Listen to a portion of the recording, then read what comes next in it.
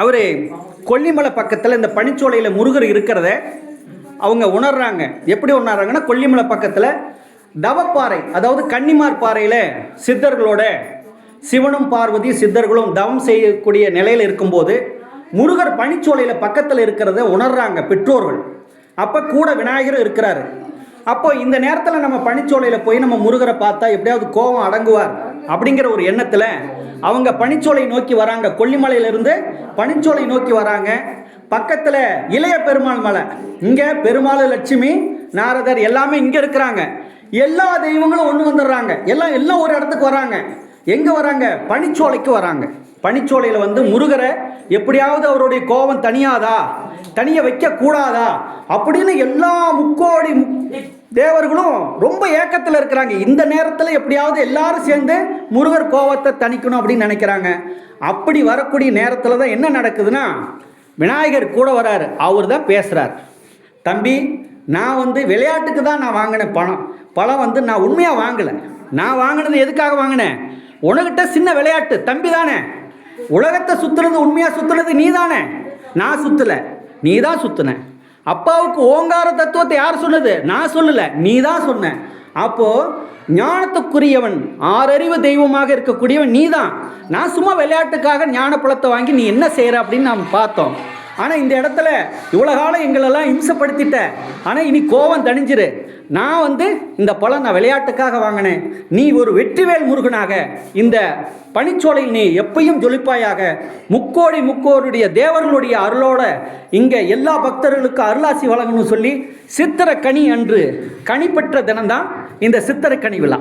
அதில் இருந்து தான் நம்மளுடைய முருகர் ஞானப்பழ பெற்ற தலமாக இந்த தலம் விளங்கி கொண்டு இருக்கிறது. இது போன ஆண்டு முதல் ஆண்டாக இருந்தது. இந்த ஆண்டு இந்த அம்மையார் வந்து 2வது ஆண்டாக இந்த கனி விழாவை எடுத்து நடத்துகிறாங்க. அதுக்கு பக்தர்கள் கோடிகள், நீங்களும் முருகர் மேலே உண்மையான ஒரு அன்பு இருக்கக்கூடியவங்க எல்லாரும் ஒன்று கூடி இருக்கீங்க.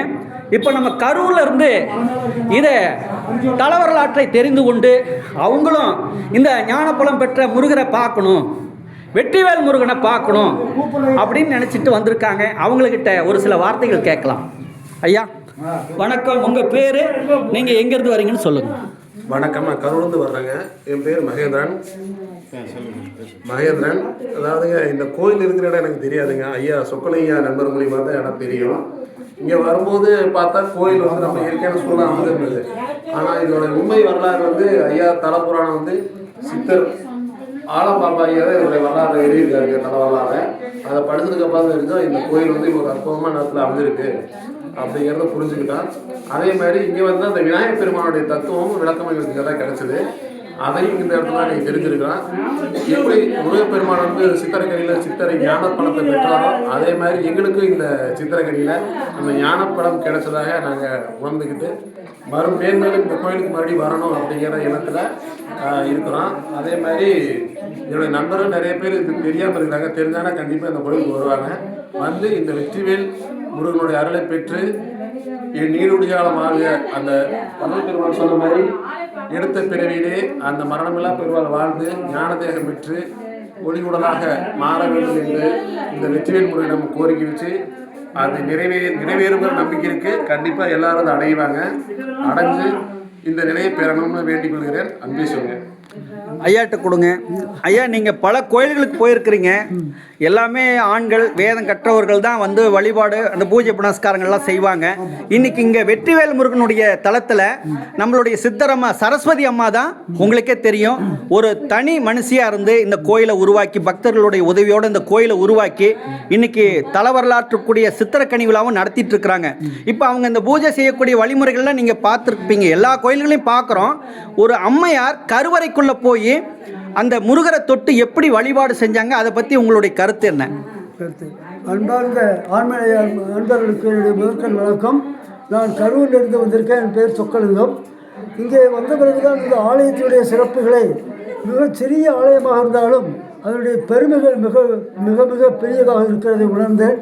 அங்கே நமக்கு வழிகாட்டியாக இருந்த நண்பர் ஆலம்பாபா அவர்கள் இந்த கோவிலின் பெருமையை சொல்லும்பொழுது எங்களுக்கு முதலில் வியப்பாக இருந்தது. அதை நேரில் காணுகின்ற பாக்கியம் கிடைத்த போது ஒரு பெண்மணி, தனித்த ஒரு பெண்மணி ஒரு கோவிலை படைத்து அதை நிர்வாகம் செய்வது என்பது ஆண்களால் கூட முடியாத இந்த காலத்தில் ஒரு பெண்மணி செய்து கொண்டிருக்கிறார்கள் என்பது வரலாற்று சிறப்புமிக்க ஒரு காவியம். அந்த பெண்மணி தான் இந்த கோவிலுக்கே பூஜை செய்கிறார்கள். பெண்ணுக்கு முதலிடம் கொடுத்து அந்த ஆலயத்தில் நடைபெறுகின்ற அனைத்து செயல்களுக்கும் தலைமை பூசாரியாக இருக்கிற ஒரு பெண்மணி என்று கேள்விப்படும் பொழுது தமிழகத்தில் இப்படியும் ஒரு கோவில் இருக்கிறதா என்று நான் ஆச்சரியப்பட்டு போனேன். பல தலங்களுக்கு போயிருக்கிறேன். ஆண்கள் கூட உள்ளே நுழைய முடியாத இடத்தில் ஒரு பெண்மணி, அதுவும் முருகன் பெருமானுக்கு செய்கின்ற இந்த ஆலய வழிபாடுகளை பார்த்து மிகவும் வியந்து போனேன். என் வயது அனுபவத்தில் முதலாக கண்ட அற்புதமான காட்சி. இந்த காட்சியில் ஒன்றி போய் நாங்கள் எல்லோரும் இன்னும் மீண்டும் மீண்டும் எங்கள் நண்பரோடு இந்த ஆலயத்திற்கு வந்து இந்த வெற்றிவேல் முருகன் திருவிழால் நாங்கள் பல்வேறு நலங்களை பெறுவோம் என்று சொல்லிக் கொள்கிறேன். மீண்டும் ஒருமுறை வந்து உங்களோடு சந்திக்கின்ற பாக்கியம் கிடைக்க அந்த வெற்றிவேல் முருகனுக்கு அன்புரிய வேண்டி விடைபெறுகிறேன். நன்றி, வணக்கம். நன்றிங்க, நன்றிங்க. அருமை, அருமை, நன்றி.